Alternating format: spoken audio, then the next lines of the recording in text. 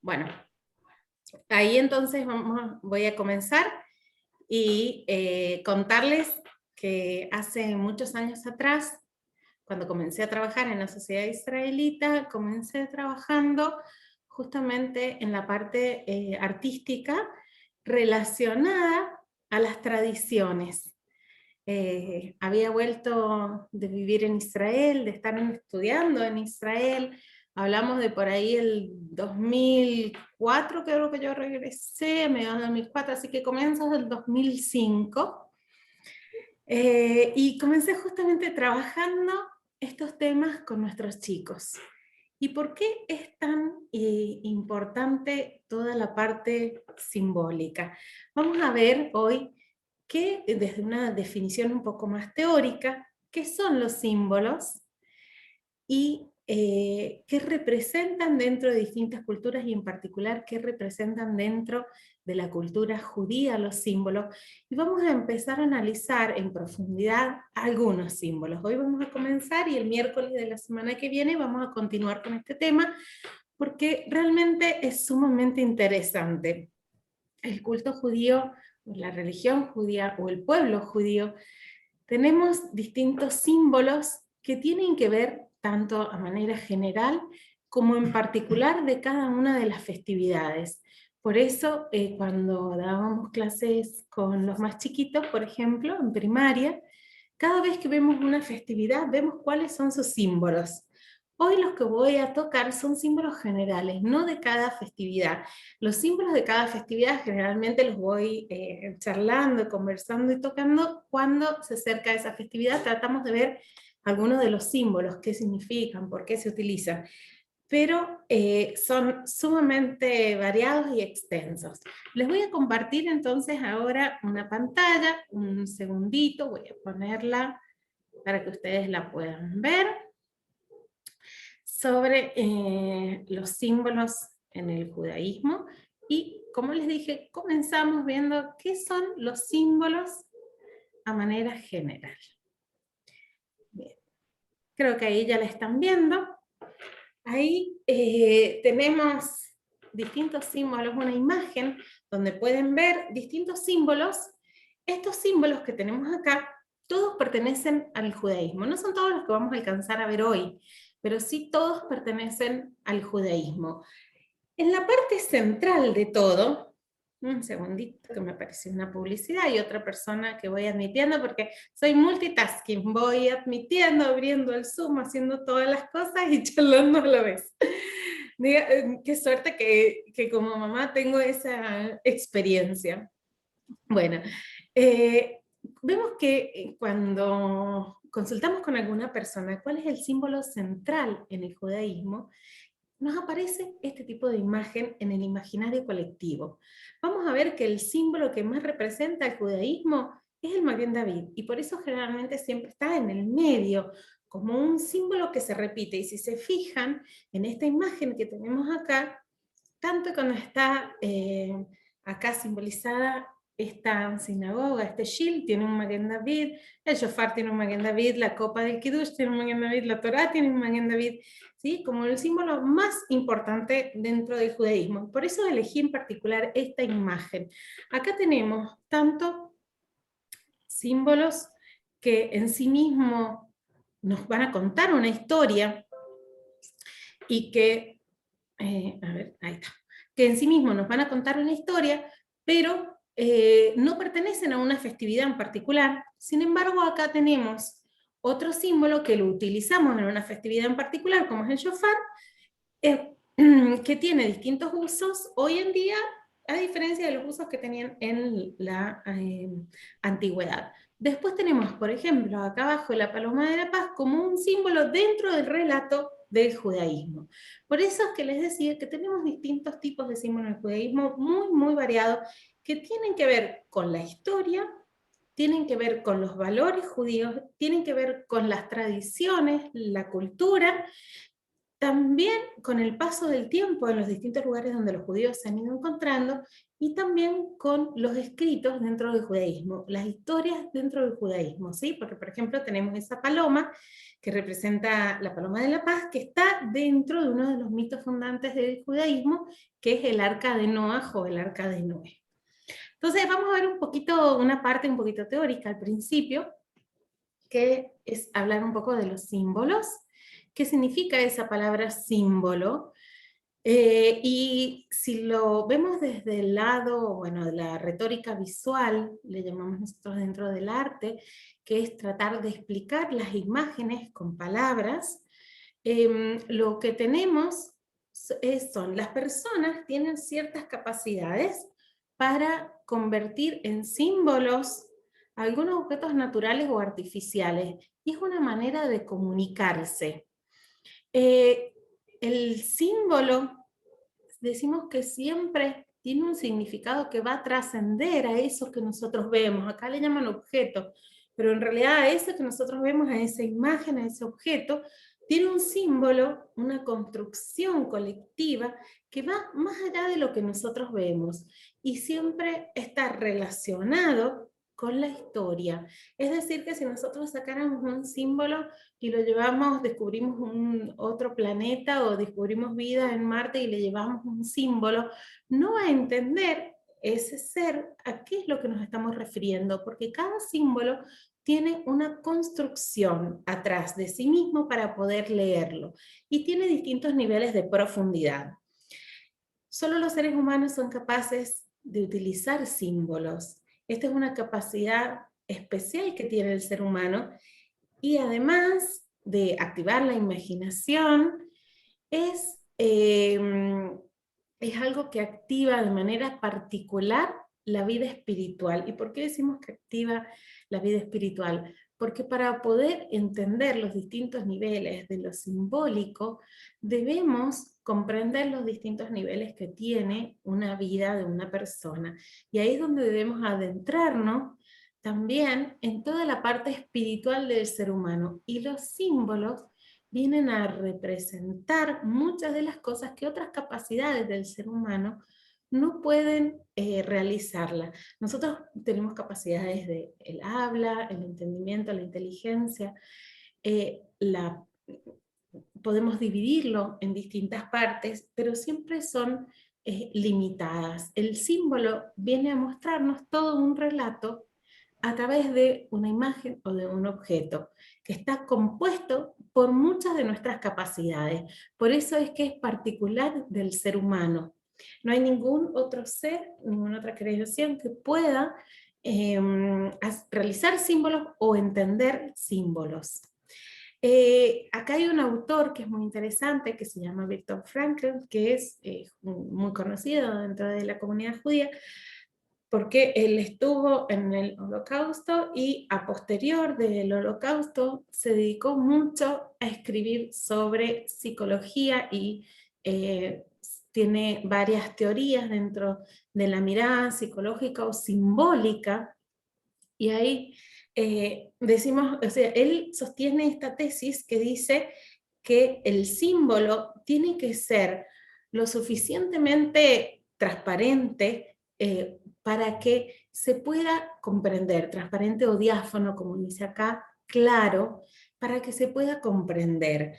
Y estos símbolos son, él dice que son conquistados en cada nuevo acto. ¿Qué significa que son conquistados? Son resignificados por cada persona que los ve y en cada momento de su vida. ¿Y por qué? Porque tiene una profundidad que pasa a través de nuestra experiencia de vida. Entonces, no vemos de la misma manera o no leemos de la misma manera un símbolo cuando, por ejemplo, nos pasa mucho a nosotros dentro de la cultura judía, que hay algunos jóvenes o algunas personas que realizan pintadas en algunos lugares, por ejemplo, con símbolos nazis. Y generalmente lo que se hace con esas personas, lo conocemos porque ha sucedido tanto en Argentina como en San Juan, es enseñarles cuál es la profundidad de ese símbolo, por qué ese símbolo es tan nefasto. Y ahí hace falta que esas personas comprendan la profundidad del símbolo, porque generalmente al no comprenderlo, la profundidad que tiene ese símbolo es que ha sido utilizado. Entonces, nosotros viendo un mismo símbolo y conociendo la historia o una historia en particular, podemos empezar a darle distintos significados, pero además, con nuestra propia evolución personal, vamos leyendo los símbolos de manera totalmente diferentes. Hay dos palabras que se asemejan mucho, que es la palabra símbolo y signo. Sin embargo, no son lo mismo. ¿Cuál es la diferencia entre símbolo o signo? Vamos a ver primero lo que es un signo, antes de ir a la palabra símbolo. La palabra signo viene del latín, signum, y además esta deriva del griego, secnon. Parece que se lee así, no sé muy bien en griego. Y esto viene de la palabra, lo que significa es como extraer una parte. Sería algo como si nosotros tuviéramos todo un relato, nosotros extraemos la parte principal, el jugo, el núcleo, ¿sí? Es como lo que contiene a todo lo demás. Sabemos que lo contiene a todo de manera implícita, pero no de manera explícita, es decir, que tiene todo un relato al cual se refiere, pero del cual tenemos que aprender también. Es como la esencia de lo que está diciendo, sin decirlo por completo. Dentro de los signos tenemos uno que es el símbolo. El símbolo es un signo. La palabra que abarca todo es la palabra signo. Generalmente en nuestra cultura, en nuestra manera de hablar, hablamos de símbolos, pero la palabra correcta es signo, ¿sí? Esa sería la palabra que engloba a todo, porque no todos son símbolos y ahí vamos a ver algunas diferencias. El símbolo también tiene su origen en el latín y en el griego, que el que puede leer ahí en la pantalla, lo vemos en latín, lo vemos clarito, symbolum, ¿sí? El griego no podría llegar a leerlo. Dice que es una forma de externalizar un pensamiento o una idea. Esta manera de simbolizarlo, de exteriorizar esta idea, puede ser de distintas maneras. Puede ser semejante, puede ser real, imaginada, con eso que están significando. Por ejemplo, yo les mostré al principio la paloma de la paz. Ahí estaba la paloma de la paz en el pico, a ver, se los vuelvo a mostrar. Acá uno de estos símbolos es esta paloma de la paz con el ramo de olivo que sale desde el arca de Noah y encuentra que ya hay tierra firme, y por eso decimos que encuentra la paz, porque sabe que Dios ya dio la paz hacia el mundo y que se puede bajar del arca. Sin embargo, hay una manera de hacer este mismo símbolo que no sea directo. Es decir, nosotros acá lo mencionamos con una semejanza a la historia, la paloma de la paz, la representación semejante, pero también podemos hacerlo con el significado. ¿Y cuál es el símbolo de la paz? ¿Cuál es el símbolo que se deriva de esta paloma? Para hacerlo más simple, tenemos la patita de la paloma cuando apoya en el piso. Porque apoyar en el piso significa que Dios ya hizo la paz. ¿Y cuál es ese símbolo? El que reconocemos como el símbolo de la paz, que es un circulito con una rayita y otras rayitas hacia abajo, con otras rayitas hacia abajo, que es la pata de la paloma, ¿sí? La pata de la paloma tiene 3, y de esa manera se simboliza esto mismo. Es decir, que hay distintas maneras, distintos grados de hacer estos signos o estos símbolos. Acá voy a mencionar 3 tipos de signos. Como les dije, tenemos el símbolo, vamos a leer primero el tercero y después los otros. El símbolo, que es un tipo de signo, es cuando esa relación con el referente, es decir, con lo que está nombrando, es arbitrario. Es una convención. Entonces, de estos 3 que tenemos acá, ¿cuál de estos 3 es un símbolo? El símbolo es justamente esto. ¿Sí? El símbolo de la paloma de la paz. Este es el símbolo de la paz, pero es arbitrario, ¿sí? No tenemos la paloma que nosotros vemos, que es lo que simboliza, sino que vemos el rastro de la paloma. Y esto ha trascendido en el mundo, por la historia que está en la Torá, ha trascendido en el mundo como el símbolo de la paz. Pero, como les mencionaba en un principio, si nosotros lleváramos este símbolo a otro lugar, que no tuviera nuestra cultura o que no conociera la cultura occidental, no va a entender que esto es el símbolo de la paz, porque no va a conocer la historia de Noah. Después tenemos íconos e índice, o índice o señal. Señal es una palabra que la utilizamos más fácil y dice que tiene una relación directa con su referente, un segundito, o la cosa que produce el signo. ¿Cuál de estos dos vendría a ser índice o señal? Justamente no quise poner una señal de tránsito porque no hablamos de eso, pero sería esta imagen que tenemos en el medio. Esta imagen que tenemos en el medio sería una hoja o una chapa en donde han habido dos tiros, ¿sí? Entonces, sabemos que esto es una señal de algo, es un índice de que sucedió algo, es el rastro que queda, ¿sí?, de algo que ha sucedido, y eso también es un índice o una señal. Y por último, tenemos este otro que tenemos acá a la derecha, que es un icono. ¿Qué es un icono? El icono es un tipo de signo que tiene una semejanza o una analogía con el referente, pero que no es lo mismo que el referente. Por ejemplo, y esto nos confundimos mucho dentro de nuestra cultura occidental y posmoderna, tenemos acá el discóbulo de Mirón, y en qué se parece a lo que está representando, a que la forma de esa persona era así. Nos imaginamos un hombre posando con estos mismos elementos, en esta misma pose. Pero ¿cuál es la diferencia? La persona es de carne y hueso, no es de piedra, ¿sí? Acá la tenemos de piedra. Entonces, sabemos que es un ícono porque es algo que representa a algo, pero tiene una diferencia sumamente importante, que no es la realidad del original. Una de las cosas que nosotros más podemos llegar a reconocer dentro de esto es la fotografía. ¿Mm? La fotografía hoy en día, que está tan expandida, es justamente un icono, porque ahí podemos ver imágenes que nos traen un recuerdo de su original, pero que no son el original. Ahí tenemos otro tipo de explicación.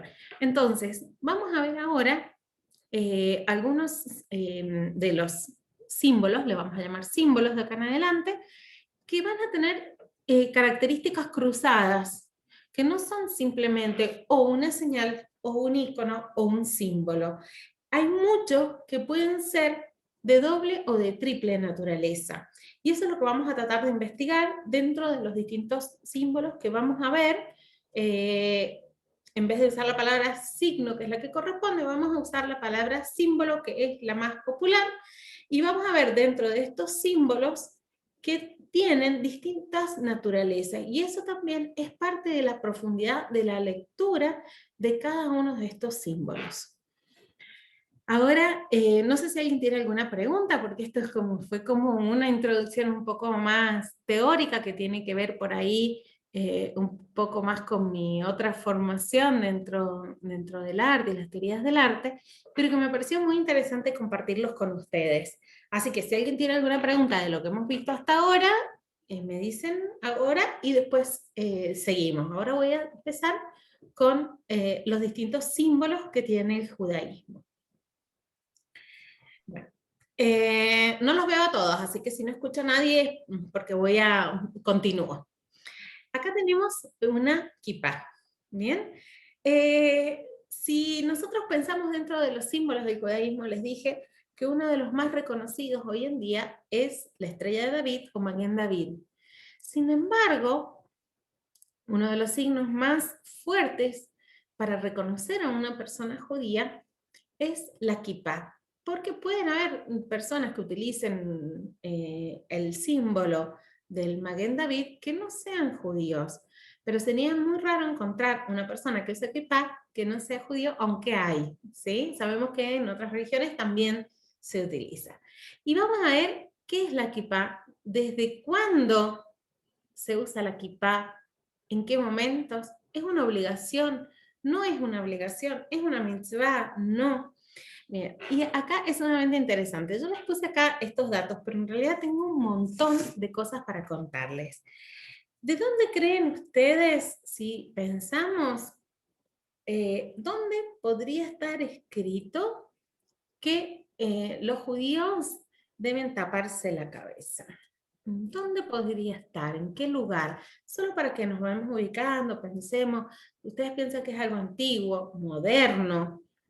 Bueno, difícil de pensar cuando uno no sabe realmente la historia porque es muy particular. En la Torá, lo único que está mencionado es que las personas que están de duelo se tapan la cabeza y los levitas, cuando hacían ciertos trabajos en el templo, tenían que tener la cabeza tapada, igual que los Kohanim, pero los Kohanim cuando hacían la parte más importante, que cuál era la parte más importante que hacían los Kohanim, lo que antes fue reemplazado por los rezos, que eran los korbanot, los sacrificios. No debían de llevar la cabeza tapada para hacer los sacrificios, sí para otras actividades. Entonces, no es tan claro el uso de la kipá en la Torá, pero acá se entrelaza con el uso y las costumbres de las personas en los distintos lugares donde se encontraban. Sabemos que Abraham era una persona que transcurrió su vida de manera seminómade, se iba asentando en algunos lugares, pero tenemos muchos viajes de Abraham. Y las podemos ver a esas personas seminómades que han quedado en el mundo, que siempre van con la cabeza cubierta. Es una tradición de ese lugar ir con la cabeza cubierta y tiene que ver con el medio ambiente. El medio ambiente en el que se encuentran es muy hostil, pasan lugares muy desérticos y entonces debían tener la cabeza cubierta. ¿Quiénes? Hombres y mujeres. Todos llevaban la cabeza cubierta por una cuestión de protección, no de moda. La ropa que se usaba en la antigüedad no era solamente una cuestión de moda, tenía que ver con el clima, con las costumbres del lugar, que tenía que ver con los trabajos que tenían que hacer y con el tipo de tejidos que había en cada lugar, de qué manera se podían llegar a abrigar. Entonces, sabemos que en la antigüedad era obvio que todas las personas iban con la cabeza cubierta. Entonces no había una necesidad de escribir en la Torá que debían llevar la cabeza cubierta para hacer ciertos trabajos. Entonces, sí está escrito en la Torá que cuando hacían ciertos trabajos los Kohanim de los Korbanot no llevaban la cabeza cubierta, posiblemente porque el cobertor era sumamente grande, difícil de manejar, y los Korbanot posiblemente se ensuciaban, se manchaban, hacían ciertas cosas que posiblemente era complicado usarlo. Estos son conjeturas, ¿sí? Solamente sabemos que no se usaba y que para otras cosas sí se usaba.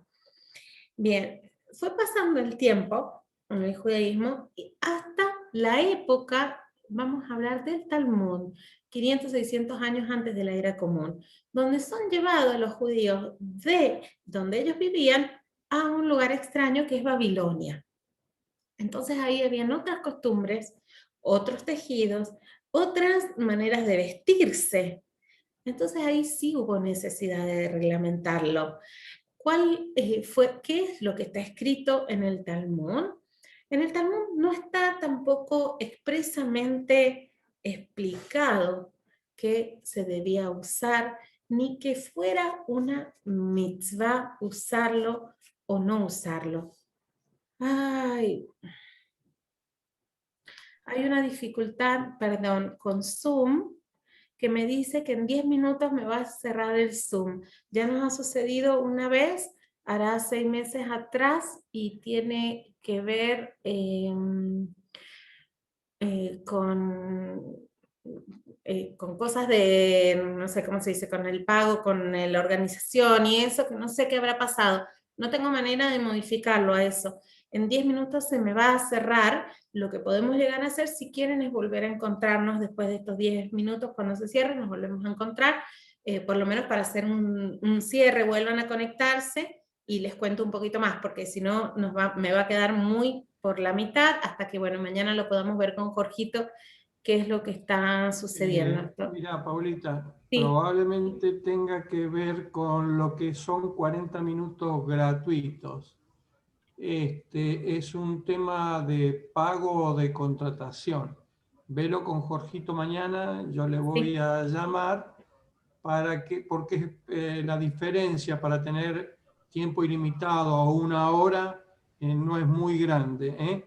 Pero mañana a la mañana prometo hablar con Jorgito y ampliarte Sí, sí, este sí, sí, no te tiempo, ¿eh? preocupes que yo mañana estoy también con él, así que ahí lo vamos a Ok, solucionar. Pero sí les pido eso, que en unos 8 minutitos se vuelvan a conectar, porque si no, no voy a alcanzar a hacer el cierre, porque quiero contarles todavía esto y el Estrella de David, el Maguen David, que es sumamente interesante. Entonces, vamos a volver a lo que es el tema de la kippah. En la época del Talmud, si bien no está muy regulado, pero ya comenzaron a haber personas que se destapaban un poco la cabeza, quizás las actividades eran diferentes, entonces sí empezaron a explicar que el hombre debía cubrirse la cabeza cuando hacía ciertos rezos. ¿Por qué no está explicado antes? Porque antes no rezaba todo el mundo, ¿sí? Teníamos los sacrificios. Ahora recién empezamos con los rezos y dice que, bueno, que deben cubrirse la cabeza, pero no hay nada específico en la Torá que nos diga que nos debemos cubrir la cabeza. En esa época también las mujeres llevaban el pelo cubierto, los hombres, si alguno se destapaba, entonces se tapaban para hacer los rezos. Ya hay menciones de situaciones donde cuentan que llevan la cabeza tapada, pero no se exige todavía como una obligación. Sin embargo, si nosotros pensamos entrar a un shul, a una sinagoga, sin kippah, pensamos que sería terrible. Y en realidad no está escrito en la Torá que debemos usar kippah. Si no está escrito en la Torá, no es una mitzvah. Si no es una mitzvah, no es una obligación, sino que es una tradición. Pero ¿tienen las tradiciones el mismo peso que una mitzvah, que una obligación? Y la respuesta es sí. No solo que tienen el mismo peso, sino que a veces algunas mitzvot se han ido modificando y algunas tradiciones se mantienen mucho más tiempo. Al no ser una mitzvah y una obligación, dentro de los distintos movimientos que tiene el judaísmo, tenemos los conservadores, los reformistas y los ortodoxos, lo han visto de distintas maneras. Los reformistas dijeron que no era necesario ni siquiera para rezar, porque no está en la Torá, no nos estamos obligados a taparnos la cabeza para rezar. Entonces, en sus sinagogas les dieron la posibilidad a los fieles de no usar la cabeza tapada. Pero esta tradición era tan fuerte, que las mismas personas que iban a las sinagogas se tapaban la cabeza. Entonces, hasta en las sinagogas ultra reformistas usan kippah hasta el día de hoy, ¿m? Porque es una tradición sumamente tomada por el judaísmo. Y esta tradición tiene su explicación a nivel simbólico. ¿Cuál es el significado que tiene y por qué para los judíos es tan importante rezar con una kippah? ¿Qué es lo que primero nos diferencia? Nos hace sentir diferentes, pero su principal, digamos, significado tiene que ver con ponernos un límite. Nos ponemos un límite a nuestro propio ego. Es decir, que nosotros decimos que el ser humano llega hasta acá, ¿m? Y que desde acá para arriba son asuntos que están fuera de nuestra jurisdicción, son asuntos que le pertenecen a Dios. Es decir, que nos ponemos un límite, entendemos que nuestro límite tiene un lugar y ese lugar lo simbolizamos con la kippah, es decir, que mostramos nuestra creencia a través del uso de la kippah, nuestra creencia en Dios y nuestra creencia en que Dios ha creado el mundo, lo simbolizamos con una kippah. ¿Y por qué dije que nos hace diferente? Porque realmente ver a una persona con una kippah, los demás identifican que es una persona judía. Entonces, por ahí es mucho más fácil ver dentro de Israel personas con kippah, porque uno ve a muchísimas personas que usan kippah. Sin embargo, fuera de Israel, identificarse, ponerse una kipá es una manera de identificarse. Y no siempre los judíos queremos ser identificados o diferenciados. Por eso hasta los ultraortodoxos dicen que cuando se pone en riesgo ciertas cosas, uno puede quitarse la kipá, porque no es necesario ponernos en riesgo. Si tenemos algún tipo de actividad en el cual vamos a ser señalados por tener una kipá, nos la podemos sacar. Hasta las personas ultraortodoxas, y hablo en el movimiento ultraortodoxo, solo los hombres llevan kipá. Esta forma que tiene la kipá es algo que nos cubre, algo que dice el Talmud que se pueda ver desde los 4 lados, es decir, una persona que esté cerca la pueda ver desde todos los lugares. Tiene que llevar un cierto tamaño y kipá tiene su nombre, lo que significa kipá es muy interesante porque significa tanto en el hebreo moderno, significa dentro de la arquitectura, cúpula, también significa bóveda, arco, todo lo que sea en la parte superior de una construcción tiene este mismo nombre. Y acá viene lo más interesante, como les decía, que kipá viene de en la letra Jaf, se escribe con Jaf, kipá, y lo que eso significa es palma de la mano, ¿sí?